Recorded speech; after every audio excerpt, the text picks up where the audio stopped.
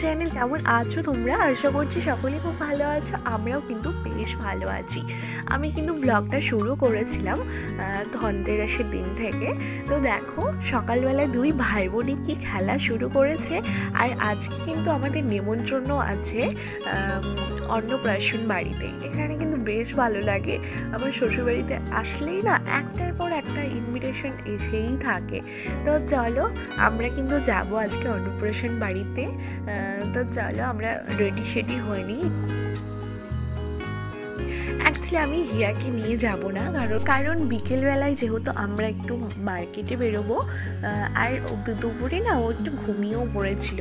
তো ভাবলাম আমরা যাই, একটু খাওয়া দাওয়া করে চলে আসি, আর সেই সুযোগে হিয়ার একটু ঘুমও হয়ে যাবে। তো দেখো আমি কিন্তু রেডি হয়ে গেছি। আমরা শাড়ি টাড়ি পরে বাইরে বেরিয়ে এসেছি, আর হিয়ার কাছে রেখেছি আমার মাকে। তো অন্নপ্রাশন বাড়িটা পাড়াতে, তো আমরা হেঁটে হেঁটেই কিন্তু চলে এসেছি। তো দেখো এখানে কিন্তু মহাপ্রভুর ভোগ দেওয়া হয়, তবেই কিন্তু মুখে প্রসাদ খাওয়ানো হয় মহাপ্রভুর ভোগ। তো দেখো কত সুন্দর করে সাজানো হয়েছে। আর এখানে ওই পুচকেটা যার আজকে অন্নপ্রাশন। তো দেখো খুব গরম পড়েছে, তো সেজন্য খুব কান্নাকাটি করছিল। ওর মা বলছিল যে আজকের মতো নাকি কোনোদিনও কান্নাকাটি করেনি। তো সেটাই স্বাভাবিক, এত গরমে আর এত ড্রেস ফ্রেস পরে আছে, আর ফটোশ্যুট করেছে, আরও গরমে না ও খুব ইরিটেট হয়ে গেছিলো। তো আমিও কিন্তু একটু কোলে নিয়ে নিয়েছি দেখো পুচকুটাকে। তারপরে কি ট্রিপ দিয়ে আমরা চলে আসি খাওয়া দাওয়ার প্যান্ডেলে।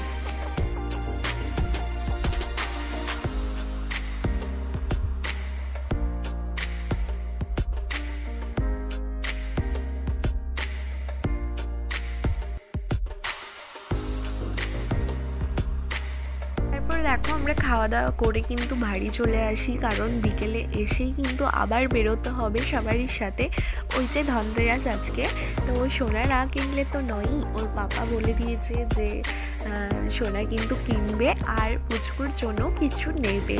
তো চলো আমরা মুদ্রা জুয়েলার্সে চলে এসেছি, আমাদের গঙ্গারামপুরের মধ্যে সেরা সোনা দেয় এখানে। তো চলো ভেতরে যাওয়া যাক, কী কিনি সেটা দেখো। ভিতরে ঢুকেই দেখি সিলভারের সমস্ত কিছু রাখা, যেমন বাচ্চাদের থালা, গ্লাস, বাটি। তো সেগুলোর দিকেই নজর গেল, আর খুব সুন্দর দেখতে লাগছিল। আর আমরা ফার্স্টে ঢুকেই হিয়ার সোনার জন্য কিন্তু ওরই আগে জিনিস দেওয়া হয়েছে। জিনিসটা হচ্ছে হিয়ার পায়ের যে মলটা রয়েছে না, পায়ের নুপুর মল, তো সেটা না কি হয়েছে দেখেই বুঝতে পারছো, একদম ব্যাকা ট্যারা হয়ে গেছিলো। ও বেশি দিন ইউজ করেনি, 3 মাস ইউজ করেই সেটার একদম ভালো হাল হয়ে গেছে। তো সেটাকে কিন্তু একটু চেঞ্জ করে সেটা একটু মোটা নেওয়ার চেষ্টা করছি। আর ও দেখেছো খুব খুশি হয়েছে, ও কিন্তু পা বাড়িয়ে দিচ্ছে যে পড়াও তাড়াতাড়ি পড়াও। তো সেটা খুলে তো পড়াতে সময় লাগবে, আর ও কিন্তু দেখো হাতে নিয়ে বলছে পড়াও কত খুশি যেন আর ধরে না। এটা না হিয়া আগে করতো না, বাট এটা খুব ভালো বুঝে গেছে যে ওর জন্য কিছু একটা কিনতে এসেছি, আর সেটা রিয়াকশান ও খুব ভালোভাবে দেয়। ওর কিছু নিলে সেটা পড়ালে না সেটা আর খুলতে চায় না। তো দেখো এটা পরিয়েছি, এটা ঠিকঠাকই হয়ে গেছে। এরপর যেটা দেখবো আমরা, সেটা হলো পলা আংটি। আমার না পলা আংটি ছিল, বাট হারিয়ে গেছে কিছু কথা, সেটা আরও একটা নিয়ে ফেললাম। তো আগেরটা ছিল রেড কালারে, তো ভাবলাম এবার আমি একটু ইউনিক কালার করি। তো গ্রিন কালারটা খুব সুন্দর লাগলো, তো এটাই নিয়েছি। এরপর দেখা হচ্ছিল টাপ কানের। এগুলো হলো আমার দিদি দেখছিল, দিদির জন্য ও কানের চুজ করছিল। তো কালেকশনগুলো খুব সুন্দর, ডিজাইনগুলো দেখো। এইদিকে কিন্তু মা হাঁপিয়ে উঠেছে পুচকুকে নিয়ে, অনেকক্ষণ হয়ে গেল, তাই বকাবকি করছে কখন তোদের হবে বলতো। আর পুচকুও মানে ইরিটেট হয়ে গেছে, দেখো বসে বসে শুধু ছুটছে এটা ওটা। লাস্টে যেটা দেখা হবে সেটা হচ্ছে লকেট। তো দিদি বললো যে একটা লকেট নিয়ে নেবে, ওর কিন্তু টাপ পছন্দ হলো না কানের, তো সে কারণেই একটা লকেট চুজ করলো। তো আমার আংটির ডিজাইনটা দেখো এরকমটা, তো কেমন লাগছে বলো, জানি তোমরা। আর দিদি যে লকেটটা নিয়েছিল এই যে এই 4টের মধ্যে লাস্টে ডিসিশন নেওয়া হয়, দিয়ে শেষে এই দুটোর ভেতরে একটা নিয়েছিল দিদি। তো পরের দিন দুপুরবেলা আমরা একদম রেডি, দেখো ব্যাগ শ্যাগ প্যাক করা হয়ে গেছে। এদিকে আমার ঘরটা এরকম লাগে যখন আমি শ্বশুরবাড়ি থেকে আবার বাপের বাড়ি রওনা দিই, যেহেতু 1-2 মাসের জন্য যাই, যখন একদম হাজবেন্ড আসবে তখনই একদম আসবো। তো সেই জন্য এখন বিদায়বেলা, মানে আর কি বিদায় বলতে সেই বিদায় না, জাস্ট আবার কিছুদিন পরে তো আবার চলে আসবো। তো দেখো দুপুর 3টের সময় আমাদের ট্রেন আছে।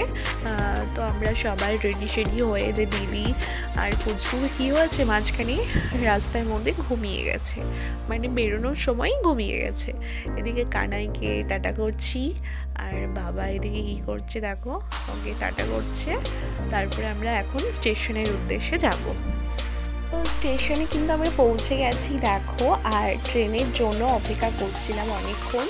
আর অবশেষে ট্রেন এলো আর আমরা ট্রেনে উঠে গেছি। আমি আর মা কিন্তু ঠিকঠাক কামরাতে উঠেছি।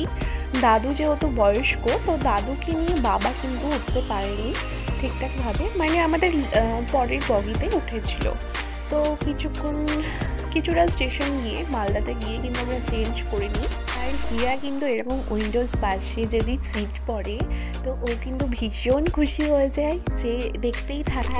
এখানে অনেকটা সময় পার করতে হয়, 5-5.5 ঘন্টার মতো।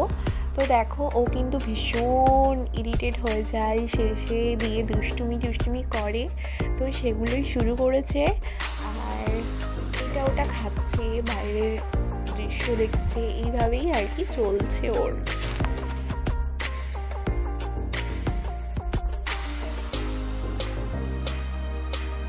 অবশেষে হিয়া কিন্তু একটু ঘুমিয়েছে দেখো, দাদুরের কোলে ঘুমোচ্ছে। আর কিছুটা সময়ের পরে কিন্তু পৌঁছে যাব 7টা-7:30টার মধ্যে।